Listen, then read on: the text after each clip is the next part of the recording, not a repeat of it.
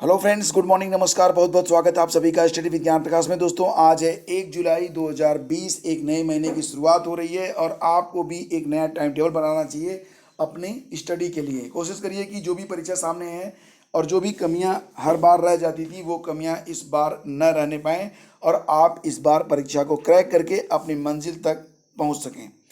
फिलहाल बात करेंगे यहाँ पर हम मॉर्निंग न्यूज़ में सबसे पहले भारत के साथ जो चीन और नेपाल के संबंध हैं उस पर, और उसके बाद विभिन्न रोजगार समाचार हैं, कैरियर एजुकेशन से संबंधित खबरें भी हैं।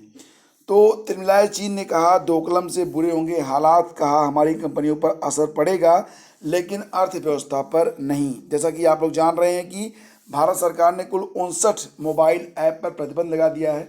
हालांकि जो इंडियन यूज़र हैं वो भी थोड़े से परेशान तो होंगे, लेकिन सभी को एक नया सब्स्टिट्यूट मिल जाएगा। फिलहाल बड़ी बात यह है कि चाइना पर इसका प्रभाव पड़ रहा है। चाइना ने ये माना है कि जो भी निवेशक हैं चाइनीज़ मोबाइल कंपनियों में और चाइनीज़ ऐप में, तो उस पर निवेश में भी प्रभाव पड़ रहा है। और चाइना जो है एक ऐसा देश है जो अपने आर्थिक हितों को सुधारने के लिए किसी भी हद तक जा सकता है। तो फ्रेंड्स, यहाँ पर चाइना ने दोबारा से भारत सरकार से कहा है कि एक बार रिव्यू किया जाए, लेकिन भारत में ये ऐप जो हैं वो बैन हो चुके हैं।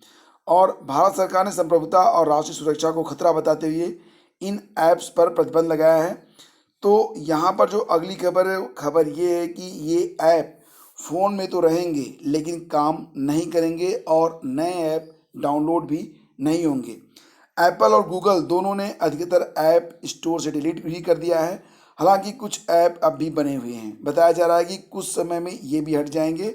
और इसके अलावा केंद्र सरकार सभी इंटरनेट सेवा प्रदाताओं और टेलीकॉम कंपनियों से भी इनके डेटा और इन तक पहुंच को रोकने के लिए बात कर रही है। देश में करीब 50 करोड़ स्मार्टफोन हैं, जिनमें तकरीबन 30 करोड़ लोग बैन किए गए इन 59 ऐप्स का इस्तेमाल कर रहे हैं। कई लोगों का शेयरिट काम कर रहा है, तो कई लोगों का टिकटॉक और कई लोगों का कैम स्कैनर। लेकिन अगर आप चाहें तो अब नए सिरे से टिकटॉक को डाउनलोड कर लें, तो ये अब नहीं हो पाएगा और जल्द ही ये जो ऐप हैं वो भी काम करना बंद कर देंगे। तो ऑफलाइन काम करने वाले जो ऐप हैं वो यूज़र के फ़ोन पर काम कर सकते हैं, लेकिन इन्हें आगे डाउनलोड करना संभव नहीं होगा। जिन लोगों के फ़ोन पर ये ऐप काम कर रहा है वहाँ इसे बंद किया जाएगा। इसके लिए सरकार को इंटरनेट सर्विस प्रोवाइडर आईएसपी को आदेश जारी करना होगा ताकि डाउनलोड किए गए ऐप की सर्विस खत्म हो जाए। तीसरा कदम ये हो सकता है कि सरकार उपभोक्ताओं से इस ऐप को डाउनलोड करने से मना करे, लेकिन सरकारी आदेश में इसका जिक्र भी नहीं है। और यहाँ पर यह भी है कि आईटी एक्ट के तहत प्रतिबंध को न मानने पर किसी कंपनी के खिलाफ धारा 66 और धारा 43 के अंतर्गत केस दर्ज हो सकता है और इसमें 3 साल की जेल और 5 लाख तक के जुर्माने का प्रावधान है। तो आईटी एक्ट 2000 की धारा 69A के तहत केंद्र सरकार के पास किसी सूचना तक किसी कंप्यूटर स्रोत के माध्यम से सार्वजनिक पहुंच तक रोकने का निर्देश देने की शक्ति है। तो ये सारी चीज़ें यहाँ पर बताई गई हैं। फिलहाल अगर ऐप आप यूज़ कर रहे हैं तो बेहतर तो यही होगा कि आप ये सारे ऐप्स को अनइंस्टॉल कर लें और सब्स्टिट्यूट में आपको अन्य ऐप मिल जाएंगे, आप उसकी तलाश कर लें। और अगर आपको नहीं मिलता है तो आप कमेंट करके बताइएगा, मैं उसका सब्स्टिट्यूट आपको ज़रूर दूंगा। फिलहाल फ्रेंड्स, चाइना से दूरी बनाने में ही इस समय बुद्धिमानी है। चाइना से तमाम प्रकार की महामारियां भी फैल रही हैं और चाइना की जो रणनीति है, जो इस समय उसकी दृष्टि बनी हुई है अन्य देशों को हड़पने के लिए, वो भी काफ़ी खतरनाक है। अभी हाल ही में आपने देखा होगा कि भूटान के एक चिड़ियाघर पर भी चाइना ने कहा कि ये चिड़ियाघर जो है वो विवादित है। एक्चुअली में देखा जाए तो ना तो भूटान और ना ही चाइना की सीमा रेखा पर स्थित है ये चिड़ियाघर। ये चिड़ियाघर सीधे सीधे अरुणाचल प्रदेश की सीमा रेखा पर है। उसके बावजूद भी चाइना ने इस पर अपना दावा ठोक दिया है। तो यानी कि नए नए विवाद, साथ ही साथ चीन की जो विस्तारवादी नीति है उसके तहत वो ना तो छोटे देशों को भी बख्श नहीं रहा है, यानी कि भूटान जैसे देश को भी वो छोड़ने के मूड में नहीं है। और ये इसकी जो दृष्टि है वाकई एक गिद्ध दृष्टि है जो कि निंदनीय है और बाइकाट तो होना चाहिए। और फ्रेंड्स, भारत विरोधी बयान से जबरदस्त नाराजगी, कोविड-19 को लेकर हो रही बैठक का एजेंडा ही बदला। तो देखिए यहाँ पर नेपाल की बात हो रही है। नेपाल में कोविड-19 को लेकर एक बैठक बुलाई गई थी, लेकिन नेपाल की जो कोली सरकार है, कोली सरकार क्या कर रही है कि वो लगातार भारत विरोधी बयान और भारत के कुछ हिस्सों को अपना दिखाकर भारत विरोधी एक मैप भी जारी कर चुकी है। और ऐसी स्थिति में ये है कि वहाँ की जो अन्य राजनीतिक पार्टियाँ हैं वो कोली सरकार से काफ़ी नाराज़ हैं।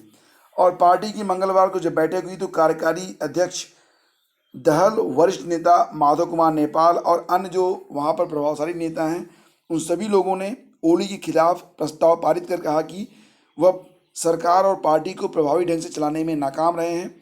पूर्व प्रधानमंत्री खनाल ने कहा कि दहल के अलावा अस्थायी समिति के सभी सदस्यों ने एक मत से यह मांग की है कि अब अस्थायी समिति उनके भाग्य का फैसला करेगी। हालांकि यह बैठक कोविड-19 पर हो रही थी, लेकिन वर्तमान में जो स्थितियां हैं उसको लेकर ये मामला चला गया था कि ओली सरकार को नेपाल में रहना चाहिए या नहीं रहना चाहिए।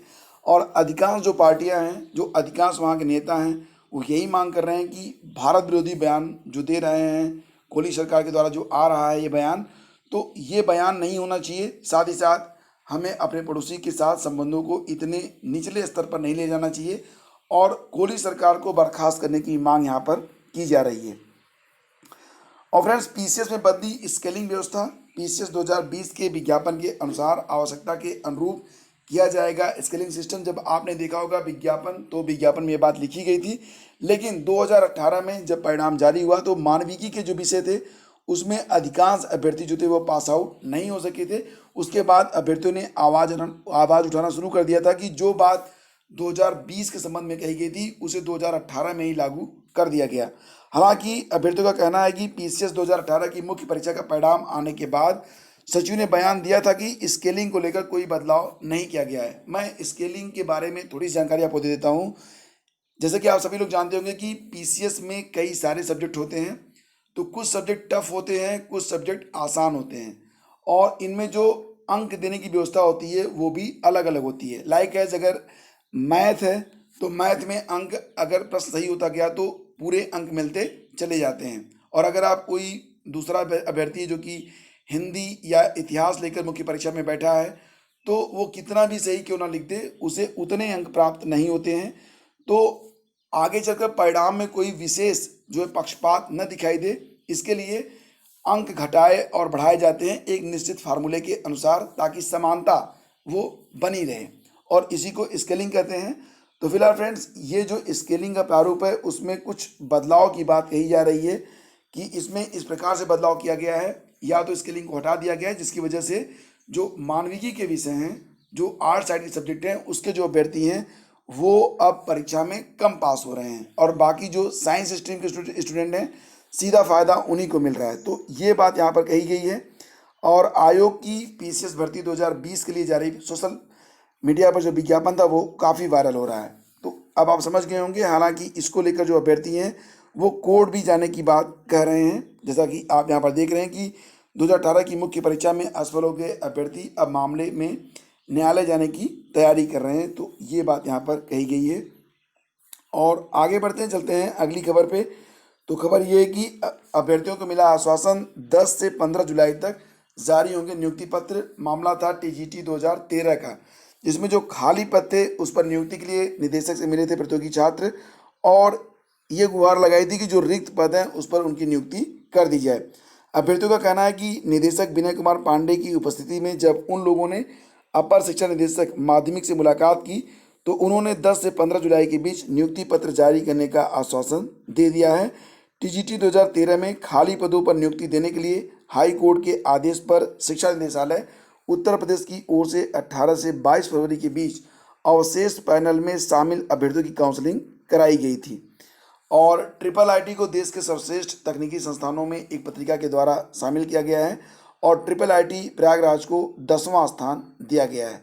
तो ये भी एक जनरल अपडेट है, आपको पता होना चाहिए।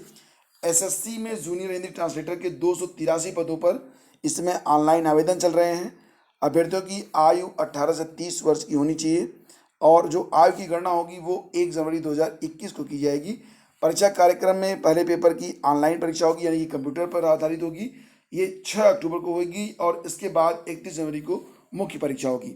और जो प्रश्न पत्र का प्रारूप है उसमें जूनियर हिंदी ट्रांसलेटर की भर्ती के लिए पहले चरण की कंप्यूटर आधारित परीक्षा में सामान्य हिंदी और सामान्य अंग्रेजी के एक एक नंबर के 100 सवाल पूछे जाएंगे। और दूसरे चरण की परीक्षा जो कि दीर्घ उत्तरीय होगी, तो ये परीक्षा ऐसी होती है जिसमें निबंध और पत्र लेखन की परीक्षा देनी पड़ती है। तो कुल 283 पद हैं।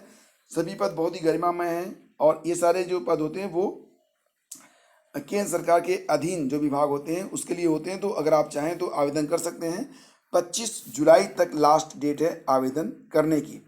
और बीएचयू में 16 अगस्त से होंगी प्रवेश परीक्षाएं। जैसा कि आप लोग जानते हैं कि बीएचयू में भी प्रवेश परीक्षाएं अभी तक स्थगित हो गई थी, तो अब दोबारा से 16 अगस्त से 31 अगस्त के बीच ये प्रवेश परीक्षाएं कराई जाएंगी, ऐसी जानकारी यहाँ पर प्राप्त हो रही है। और यूजी के 3.5 लाख और पीजी के 53,000 समेत अन्य छात्र बिना परीक्षा प्रोन्नत होंगे। जैसा कि आप लोग जान रहे हैं कि उत्तर प्रदेश में जो स्टेट यूनिवर्सिटीज़ हैं, देखिए जो सेंट्रल यूनिवर्सिटीज़ हैं वो अभी निर्णय नहीं लिए हैं, लेकिन जो स्टेट यूनिवर्सिटीज़ हैं, राज्य विश्वविद्यालय, वहाँ पर अब कोई भी परीक्षा नहीं होगी। एक जनरल फार्मूला बनाया जाएगा जिसके आधार पर जो अभ्यर्थी होंगे उनको प्रमोट कर दिया जाएगा अगली कक्षा में, और जो फाइनल ईयर के स्टूडेंट हैं उनको भी पास कर दिया जाएगा। ये बात यहाँ पर बताई जा रही है। और आरआरबी एनटीपीसी यानी कि नॉन पॉपुलर कैटेगरी भर्ती की परीक्षा कराने की तैयारी की शुरुआत यहाँ पर चल रही है। और कोरोना संक्रमण के खतरे पर बोर्ड मंथन कर रहा है और देखते हैं कि ये परीक्षा कब होती है। कुल मिला के अगर देखा जाए तो 2 जोन व कारखाने के 4000 से अधिक पद हैं और इन्हें जो है जल्दी भरे जाने की बात कही गई है। आरआरबी इलाहाबाद में 18,11,361 अभ्यर्थियों ने आवेदन किया है। पूरे देश में कुल 35,208 पदों के लिए पिछले साल मार्च में 1,26,00,000 आवेदन आए थे। और इसी क्रम में फ्रेंड्स आज की न्यूज़ समाप्त होती है। तो हम मिलेंगे आपसे अगले वीडियो में। उम्मीद करता हूँ सेशन आपको पसंद आया होगा। Have a great day. जय हिंद।